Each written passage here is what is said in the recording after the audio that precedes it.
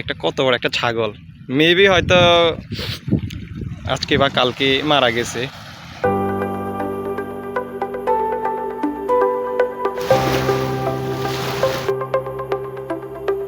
খুবই একটা ইন্টারেস্টিং জিনিস, সেটা হচ্ছে সামুদ্রিক শৈবাল। এটা যে খাওয়া যায় সেটা আমার আগে জানা ছিল না। সো আমি এখানে আসলাম, আসার পরে এক আঙ্কেলকে দেখলাম উনি শৈবাল শুকাইতেছে আর কি। সো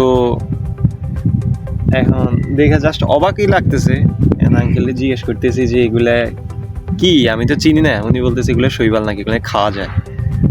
আসলে দেখতে খুব পরিষ্কারই লাগতেছে, খুব পরিষ্কার। এগুলা অনেকটা আমাদের নূর সেমাই আছে না, সেমাইয়ের মতোই লাগতেছে।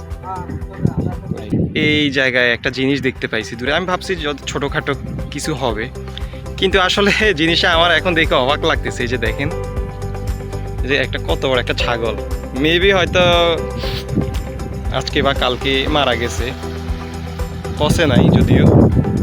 বাট এই জিনিসটা, এই যে দেখেন, এই দিক দিয়ে ভাসতে ভাসতে ভাসতে ভাসতে আসতে এইদিকে চলে আসছে। এই যে দেখেন কাঁকড়ার অবস্থা। ও যাবে কই? ও তো বাসা নাই। তুমি কই যাবা? লাভ নাই, কোনো লাভ নাই, কই দৌড়াও।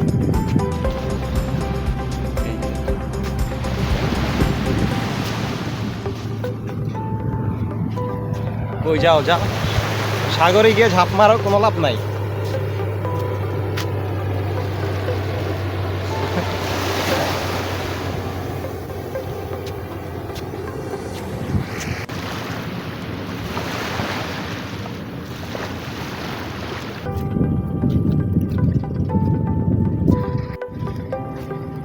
যে জিনিসটা খুবই ইন্টারেস্টিং সেটা হচ্ছে, এটা হচ্ছে বাঁকখালী নদী আর কি।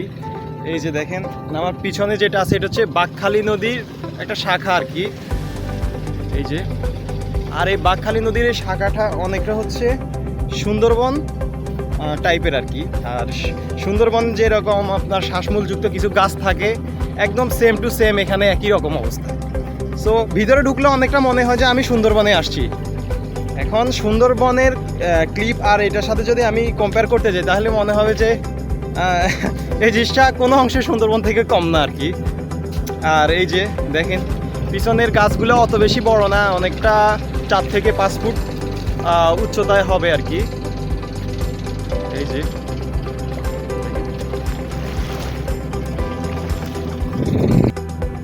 আমার মনে হয় কেউ যদি সুন্দরবনে না গিয়ে থাকে, তাহলে আমার মনে হয় যদি কেউ কক্সবাজার আগে আসে, তাহলে এই জায়গাটা ভিজিট করা দরকার আর কি, যারা ভ্রমণ পিপাসু আর কি। আর এই জায়গাটা অনেকটা সুন্দরবন থেকেও কম না, মানে ট্রাস্ট মি, সুন্দরবন থেকেও সুন্দর লাগতেছে আমার কাছে, যদিও আমার সুন্দরবনে যাওয়া হয় নাই।